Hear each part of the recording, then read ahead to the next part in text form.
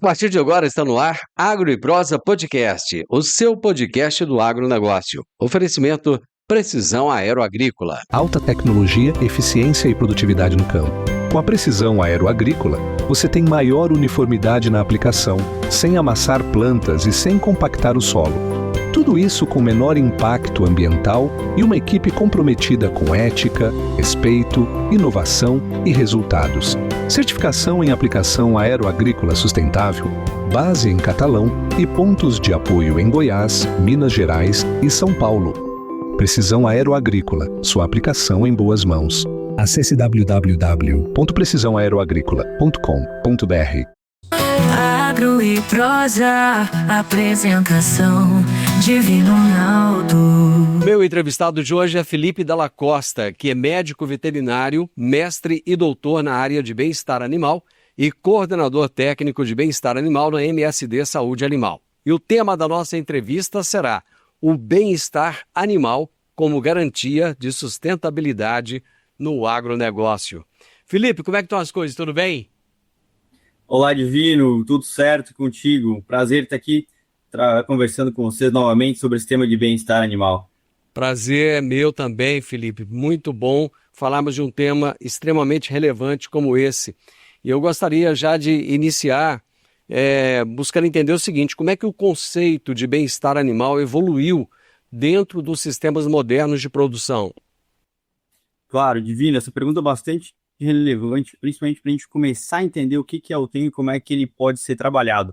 O conceito de bem-estar animal ele surgiu por volta de 1965, após uma jornalista, Ruth Harrison, publicar o livro Animal Machine na comunidade inglesa, onde isso despertou o interesse do público em saber mais como os animais estavam sendo criados, e aí começou a primeira legislação, que eram as famosas 5 liberdades, onde o animal deveria ter, no mínimo, a capacidade de poder levantar, deitar, esticar os seus membros, se cuidar e expressar o comportamento natural. E isso, se a gente for analisar hoje, é uma liberdade básica, é um conceito super básico, onde todos os animais conseguem fazer isso no meio produtivo. Então a gente pode imaginar como isso era tratado no passado.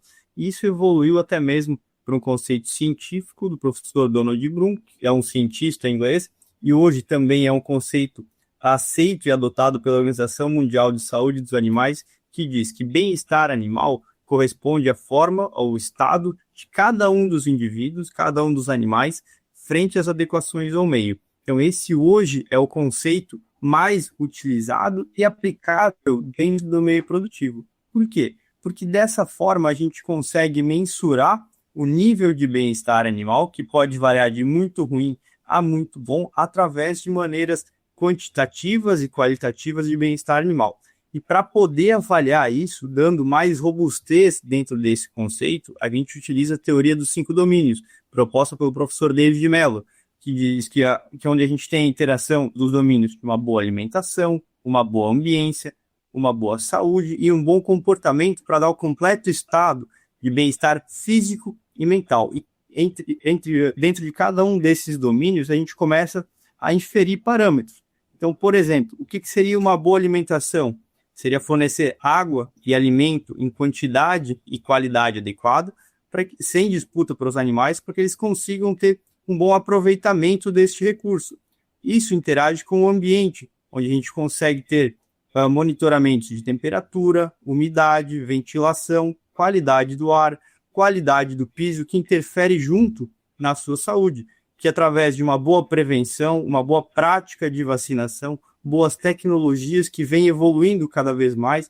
Então, se a gente começar a pensar de como era no passado, 40, 50 anos atrás, a gente utilizava mais vacinas intramusculares com agulhas, que é um dos grandes medos das pessoas, das crianças, e pode provocar dor, uma vacinação intramuscular com agulha, até mesmo para dispositivos sem agulha, através do IDAL, onde a gente tem uma maior performance, uma maior performance em termos de estresse do animal dentro das práticas. E isso interage com o comportamento, através de um bom enriquecimento ambiental, onde a gente estimula os animais a terem comportamentos naturais da espécie, como, por exemplo, nos suínos de chafurdar, de interagir com outros animais, de explorar ambientes, para dar um bom estado mental de felicidade dentro desse sistema. Felipe, eu acho que existe até um contexto histórico, né? Porque antigamente nem os seres humanos tinham bem-estar, né? Eram bem tratados, as crianças, os animais de uma forma geral. E aconteceu uma evolução ao longo do tempo e acho que essa evolução foi super positiva.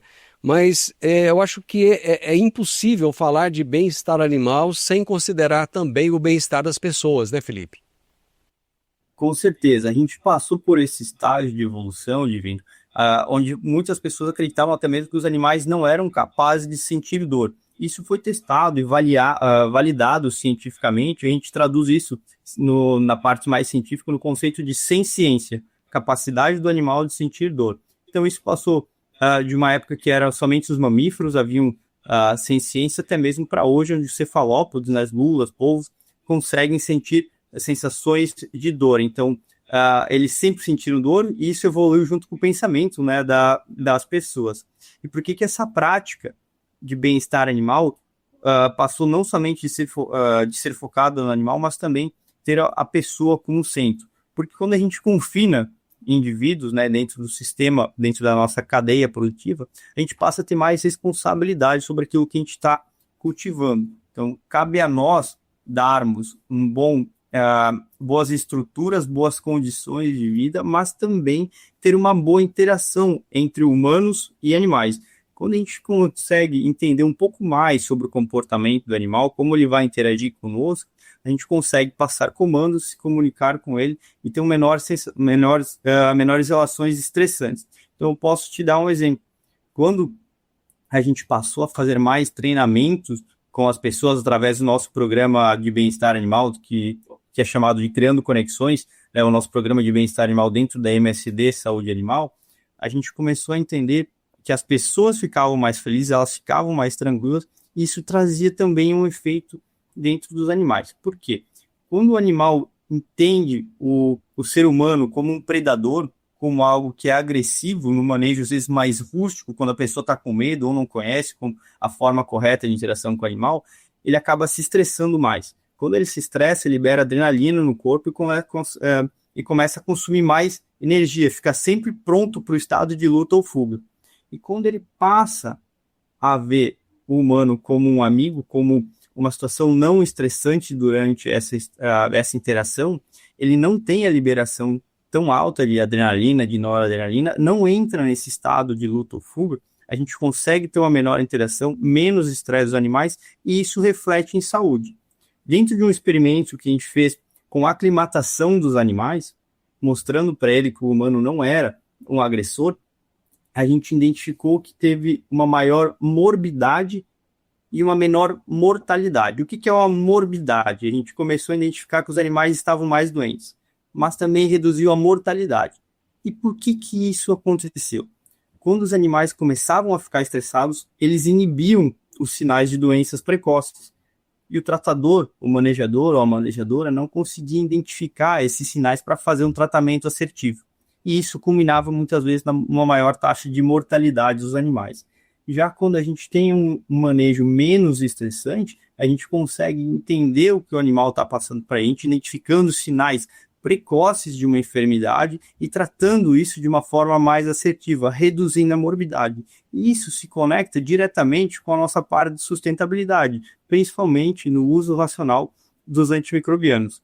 E hoje, com a evolução da tecnologia, a gente consegue monitorar isso através de identificadores visuais colocados, por exemplo, na orelha dos animais. Então, a gente já tem tecnologias dentro da MSD que conseguem identificar animais com comportamentos distintos que podem identificar uma saúde precoce. Isso acende uma luz e passa um sinal para um sistema de monitoramento, mostrando qual animal deve ser avaliado para um possível tratamento. E isso vem, né, com o avanço da tecnologia, conectando animais, pessoas e o meio ambiente. Felipe, era muito comum no passado a gente ver nos ambientes de trabalho na zona rural o estresse, o barulho, a correria, o chicote, toda aquela coisa. E Graças a Deus houve uma evolução, houve uma mudança, tem acontecido, né? Ainda tem alguns lugares onde as pessoas trabalham dessa forma, mas tem tido uma evolução muito grande. De que forma o ambiente de trabalho interfere diretamente na qualidade do manejo desses animais? Eu aprendi muito com meu pai, Divino. Meu pai é zootecnista, trabalha na Embrapa Suínos e Aves. Ele acompanhou essa parte de manejo dos animais muito antes, né, de eu estar colocado no mercado. E ele sempre comentou comigo que quando a gente chega numa propriedade durante o embarque, se tem muita gritaria, muita vocalização, muita bagunça, o manejo não tá bom. E a gente teve uma evolução nas pessoas também, na seleção das pessoas para o trabalho. Porque antes um bom manejador era aquele manejador que era forte, mais robusto, que aguentava uma carga de trabalho forte, né, pesada. Hoje não, hoje um bom manejador é a pessoa inteligente, aquela que consegue lidar com os animais, né? Passou de ser força para ser jeito. E isso afeta diretamente a qualidade do nosso ambiente de trabalho. Dentro das novas gerações, a gente vê essa mudança onde as pessoas já não querem mais trabalhar de uma forma pesada, agressiva, e elas refletem muito mais sobre como os outros indivíduos, nesse caso os animais, também estão se sentindo perante ao ambiente que a gente fornece. E isso resulta muitas vezes na perda de uma mão de obra qualificada quando a gente não fornece treinamentos, capacitações e boas condições de trabalho. A instalação dentro de um setor produtivo, ela tem ela é um fator fundamental. Apesar de um bom manejador conseguir superar os desafios do ambiente, sempre que possível, recomenda-se que a gente siga modelos de layouts que facilitem o manejo e estimulem que o animal continue a se mexer sem que haja acidentes. Então, dentro do nosso programa Missão de Cuidar, Bem-Estar Único, que é uma evolução do Criando Conexões, que já vem sendo fomentada há mais de 10 anos dentro da MST Saúde Animal, a gente tem um protocolo de avaliação de todo o bem-estar único do sistema, porque dentro das perguntas que tu me colocou até agora, viu, Divino, vou adiantar um pouquinho o meu discurso. A gente sentiu já essa conexão maior entre os animais, as pessoas e a sustentabilidade do sistema, e adotou esse conceito que é chamado de bem-estar único. Por isso que por isso que o selo bem-estar único, missão de cuidar, ele é uma evolução do que a gente veio tratando dentro do programa Criando Conexões. E a gente avalia esses 3 elos, porque sem capacitação, treinamento das pessoas e boas instalações, é muito difícil a gente fornecer um bom nível de bem-estar para os animais, tanto durante o manejo, né, quanto durante toda a criação. Qual é a relação entre esse manejo calmo e a redução de acidentes de trabalho no ambiente rural? Divino, quanto mais agressivo e mais rápido o manejo, maior a chance de a gente ter correrias. Então, quando a gente tem os animais, a gente trabalha com animais pesados, animais, por exemplo, suínos de 120, 140 quilos, bovinos com até 500 quilos ou mais, que é um peso bastante alto, né? E são animais agressivos. Então, para você ter uma ideia, para quem está nos acompanhando, um suíno com a força do focinho da cabeça, o suíno adulto consegue derrubar, né, uma pessoa de 80, 90 quilos. Então, eles são animais bastante robustos. Quando a gente não toma um cuidado adequado, manejando lotes grandes de uma forma agressiva com correrias, a gente tem uma alta chance de ter um acidente, tanto com pessoas quanto com estruturas. Então, essa parte do bem-estar animal, com treinamentos, capacitações e revisões periódicas dentro das estruturas, facilitam para que a gente não tenha casos de acidentes no trabalho, lesões com pessoas e até mesmo afastamentos, né? Então, muitas vezes, o que a gente comenta durante as sessões de treinamentos é que, nesse caso do manejo, às vezes levar menos animais é mais rápido. Isso, devagar, auxilia também nessa mesma linha de pensamento. Não adianta a gente querer acelerar, atropelar, ter uma alta interação humano-animal, né, que isso pode causar medo aos animais, até mesmo paradas. Felipe, eu acredito que a criação de protocolos podem ajudar muito nesse manejo, na condução desse trabalho, né? Como é que protocolos claros contribuem para o manejo mais previsível e seguro? Os protocolos eles vêm para avaliar, identificar pontos críticos e auxiliar principalmente na organização de todo esse manejo. Então, através de avaliações, principalmente de grupos externos, a gente começa a dar uma visão, ter um olhar de fora para dentro da nossa produção e começa a ver muitas coisas que antes a gente não enxergava realmente, né? Que estavam visíveis, mas a gente acabava não entendendo. Principalmente gargalos de estrutura, gargalos de organização, posicionamentos de equipe, até mesmo na forma do uso de cada um dos instrumentos de manejo.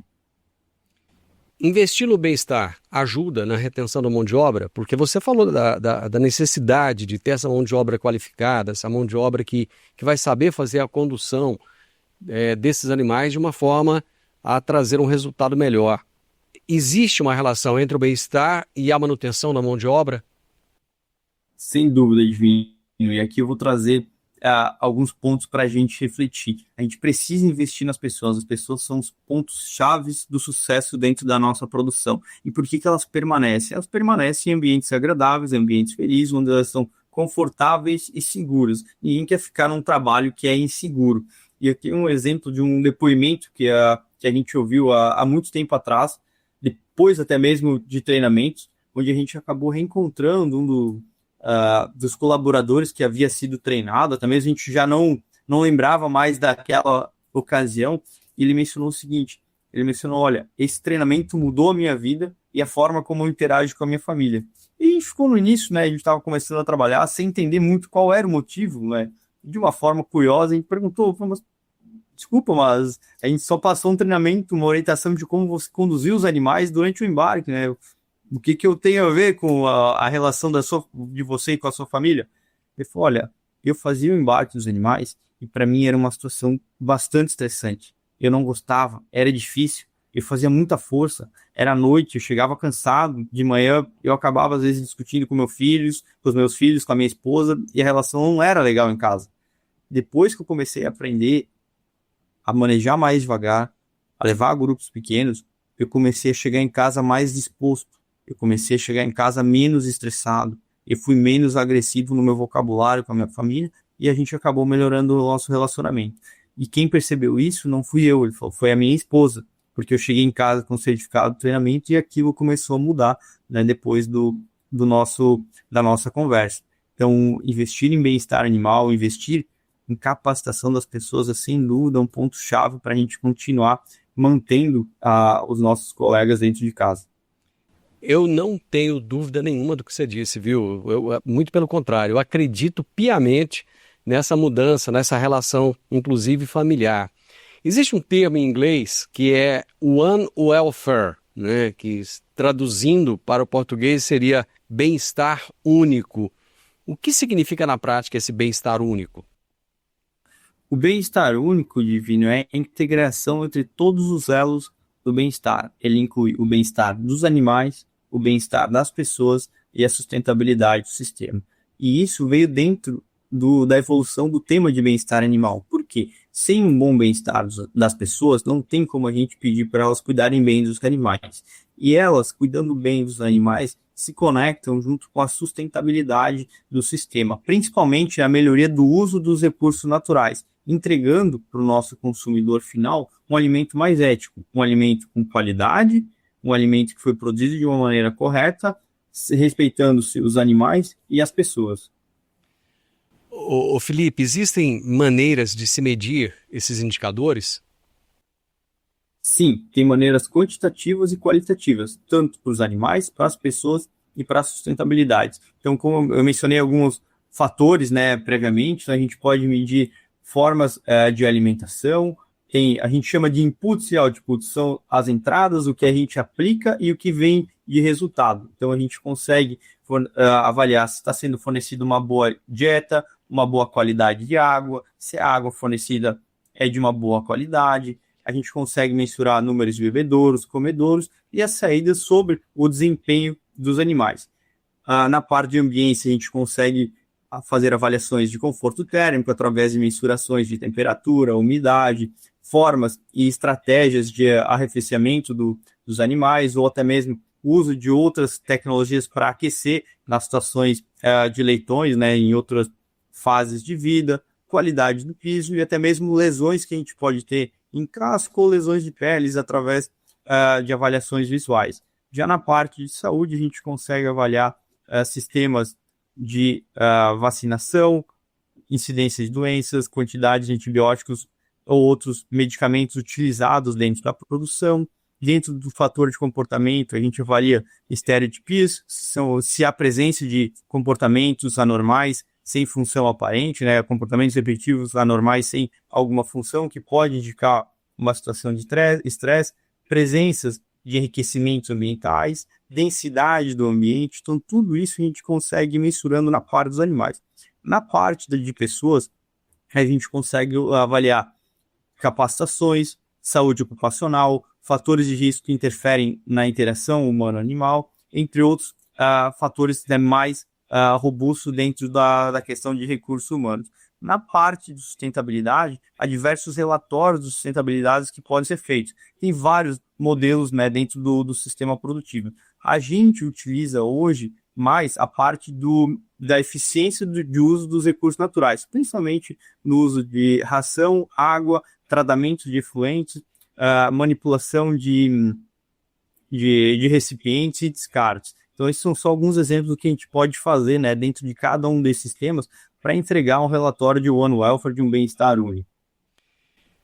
Bem-estar animal e qualidade dos alimentos. Uma coisa tem a ver com a outra? Com certeza, elas andam intimamente conectadas, Divino.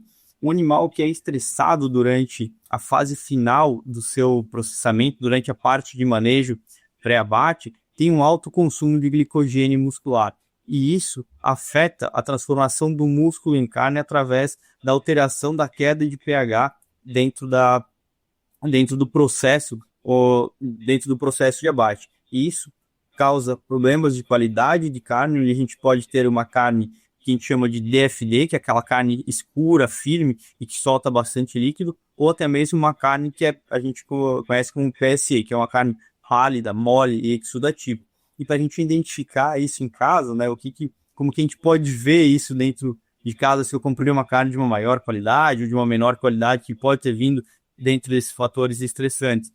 Uma carne DFD é aquele bife que a gente frita ele solta muito líquido e encolhe. Esse geralmente é um bife que pode ter vindo de um problema de estresse, entre outros problemas de transformação do músculo em carne. Já uma carne PSE, ela é mais comum em suínos e aves, é aquela carne que a gente frita, ela não solta líquido, ela fica bem seca, aquela sola de sapato mesmo, né? Ou dentro de produtos processados, a gente pode ver aquelas bandejas que escorrem mais líquido, pode ser um indicativo de uma carne PSE. Então, o estresse dentro dessa parte do manejo pré-abate, ele fica intimamente ligado com a qualidade. E aí que moram algumas perdas invisíveis. Por quê? Se eu tenho um alto nível de estresse durante o meu manejo pré-abate, eu posso ter hematomas, lesões, contusões e mortalidade, que já são perdas. Agora, para a parte de qualidade, se eu tenho uma carne PSE, eu tenho uma carne que é exudativa, uma carne que durante o processamento ela perde muito líquido. Ela pode chegar a perder 5%, 7% de líquido. Se ela perde 5% a 7% na forma de líquido, ela perde peso. Então, lá no campo, eu lutei para um animal ganhar peso, para ele depositar músculo, e aqui ele está perdendo músculo, né, na forma líquida de gotejamento e de exudação. Então, esses fatores estão intimamente conectados. E o consumidor? Ele já está antenado? Ele já está ligado nessas práticas de bem-estar? Já é uma exigência de consumo hoje? Sim, o consumidor ele é o norte, a bússola sempre, né, dentro do nosso varejo. Então, o consumidor ele vem demandando cada vez mais por comunicações assertivas e por produtos éticos. Isso não só na parte animal, mas também em outras áreas do varejo. Dentro da companhia, dentro do MSD Saúde Animal, a gente fez uma pesquisa com 1.000 americanos que consumiram proteína animal nos últimos 7 dias. E a gente viu que 2 a cada 3 entrevistados estavam interessados ou muito interessados em transparência e rastreabilidade. Rastreabilidade significa de onde veio. Transparência significa como foi produzido. E quando a gente desdobrou essa pesquisa perguntando o que eles gostariam de saber, o primeiro item foi segurança dos alimentos, saber se vai ter comida para todo mundo. O segundo foi saber se aquele alimento faz bem ou se faz mal. E o terceiro a aparecer já foi bem-estar animal. Foi o primeiro deles dentro do setor da área de produção. Então, sem dúvida, o nosso consumidor final, que é o nosso norte, está muito interessado nisso. E a gente fez uma pergunta também que todo mundo sempre quer saber, né, se o consumidor está disposto a pagar mais ou não. E a gente identificou que sim, eles estão dispostos, a grande maioria, né, cerca de 70% está disposto ou muito disposto a pagar até 5% a mais por esse produto dentro da intenção de compra. Mas isso é uma outra questão de nicho, de intenção de compra e não realmente de efetivação, né? Mas eu vejo isso como uma oportunidade de a gente fazer uma diferenciação dentro do nosso produto. Por quê? Se eu tiver 2 produtos similares, de marcas distintas, um com selo de bem-estar animal e outro sem, no mesmo preço, por que não comprar aquele que eu tenho uma garantia, que teve um investimento, né, em pelo menos produzir de uma forma mais adequada e comunicar isso para o consumidor? Então essa é uma grande forma de ser o produto de escolha do nosso consumidor. Uma última pergunta, rapidamente, nosso tempo está acabando. Na sua avaliação, Felipe, qual que é o maior desafio para ampliar a adoção do bem-estar único no nosso agronegócio brasileiro? Divino, esse desafio ele já vem sendo bastante superado dentro da cadeia, principalmente pela conscientização das pessoas da importância desse tema, que traz benefícios para os animais, para as pessoas e também para toda a sociedade. Então, com essa conscientização maior das pessoas e principalmente do nosso norte, da nossa bússola, que é o mercado consumidor final, esse tema vai se cada vez mais de uma forma rápida e robusta. É sempre muito bom conversar com você, Felipe. Muito obrigado, foi um prazer. Muito obrigado pela oportunidade. Convido a todos a acessarem as nossas mídias sociais, MSD Saúde Animal, tanto no site quanto no Instagram, para a gente continuar em contato. Muito bem, eu conversei com Felipe Dalla Costa, que é médico veterinário, mestre e doutor na área de bem-estar animal e é coordenador técnico de bem-estar animal na MSD Saúde Animal. E o tema foi o bem-estar animal como garantia de sustentabilidade no agronegócio. Se você gostou da nossa prosa, deixe um gostei, compartilhe com outras pessoas, deixe um comentário e se inscreva no nosso canal. Um grande abraço para você e até a nossa próxima prosa. Tchau, tchau. O podcast Agro e Prosa tem o objetivo de falar do agronegócio de forma fácil, simples e descomplicada. Diariamente conversamos com os maiores atores do agro e abordamos os mais diversos assuntos de interesse de produtores rurais, técnicos, pesquisadores, profissionais da área e simpatizantes do agronegócio. Se você gosta do nosso podcast, então você pode nos ajudar. É muito simples. Basta seguir-nos nas principais plataformas de streaming e também no YouTube. Se você deixar um gostei, compartilhar os episódios e deixar um comentário, já vai nos ajudar muito a dar relevância tanto ao podcast quanto ao canal.